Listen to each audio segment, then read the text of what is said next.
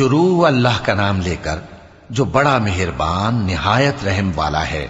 اے نبی، ہم نے تم کو فتح دی، فتح بھی کھلی اور واضح، تاکہ اللہ تمہاری اگلی اور پچھلی کوتاہیاں بخش دے اور تم پر اپنی نعمت پوری کر دے اور تم کو سیدھے رستے چلاتا رہے، اور تاکہ اللہ تمہاری بھرپور مدد کرے۔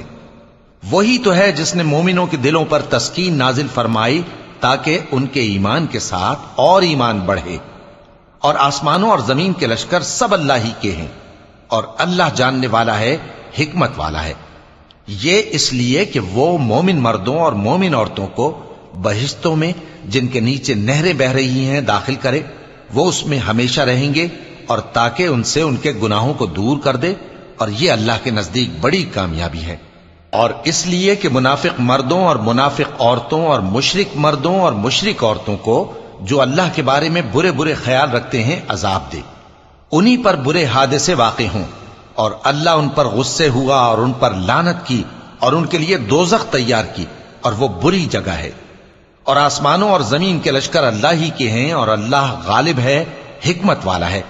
اے نبی، ہم نے تم کو احوال بتانے والا اور خوشخبری سنانے والا اور خبردار کرنے والا بنا کر بھیجا ہے، تاکہ مسلمانوں تم لوگ اللہ پر اور اس کے پیغمبر پر ایمان رکھو اور اس کی مدد کرو اور اس کی تعظیم کرو، اور صبح و شام اس کی تسبیح کرتے رہو۔ اے نبی، جو لوگ تم سے بیعت کرتے ہیں وہ در حقیقت اللہ سے بیعت کرتے ہیں، اللہ کا ہاتھ ان کے ہاتھوں پر ہے۔ پھر جو شخص عہد کو توڑے تو عہد توڑنے کا نقصان اسی کو ہے، اور جو اس بات کو جس کا اس نے اللہ سے عہد کیا ہے پورا کرے تو وہ اسے عنقریب اجر عظیم دے گا۔ اے نبی، جو گنوار پیچھے رہ گئے وہ تم سے کہیں گے کہ ہم کو ہمارے مال اور اہل و عیال نے روک رکھا تھا، سو آپ ہمارے لیے اللہ سے بخشش مانگیں۔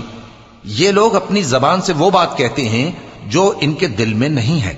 کہہ دو کہ اگر اللہ تم لوگوں کو نقصان پہنچانا چاہے یا تمہیں فائدہ پہنچانے کا ارادہ فرمائے تو کون ہے جو اس کے سامنے تمہارے لیے کسی بات کا کچھ اختیار رکھے؟ کوئی نہیں، بلکہ جو کچھ تم کرتے ہو اللہ اس سے واقف ہے۔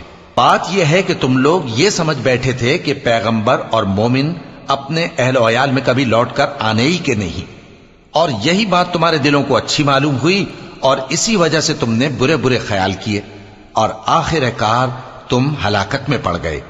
اور جو شخص اللہ پر اور اس کے پیغمبر پر ایمان نہ لائے تو ہم نے ایسے کافروں کے لیے آگ تیار کر رکھی ہے، اور آسمانوں اور زمین کی حکومت اللہ ہی کی ہے، وہ جسے چاہے بخشے اور جسے چاہے سزا دے، اور اللہ بخشنے والا ہے، مہربان ہے۔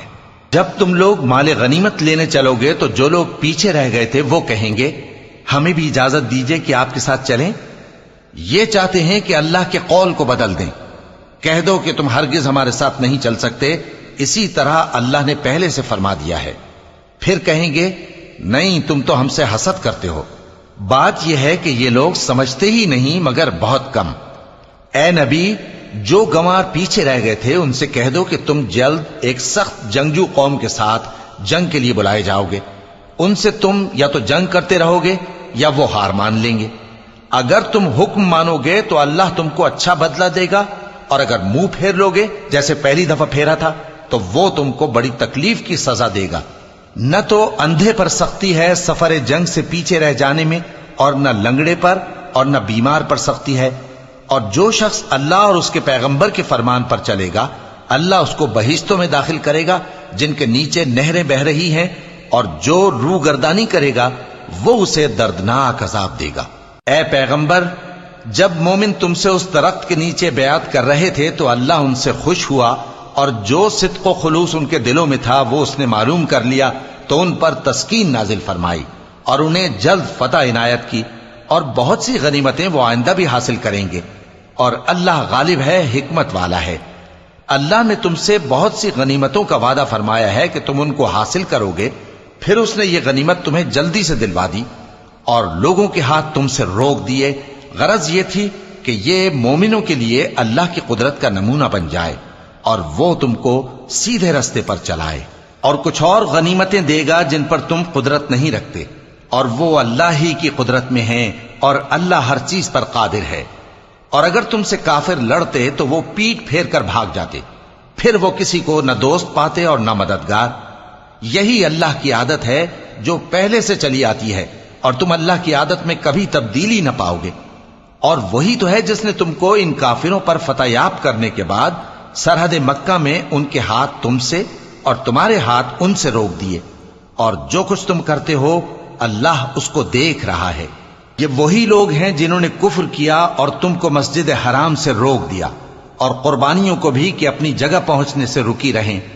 اور اگر ایسے مسلمان مرد اور مسلمان عورتیں نہ ہوتی جن کو تم جانتے نہ تھے کہ اگر تم ان کو پامال کر دیتے تو تم کو ان کی طرف سے بے خبری میں نقصان پہنچ جاتا، تو بھی تمہارے ہاتھ فتح رہتی، مگر تاخیر اس لیے ہوئی کہ اللہ اپنی رحمت میں جس کو چاہے داخل کر لے۔ اور اگر دونوں فریق الگ الگ ہو جاتے تو جو ان میں کافر تھے ان کو ہم دکھ دینے والا عذاب دیتے۔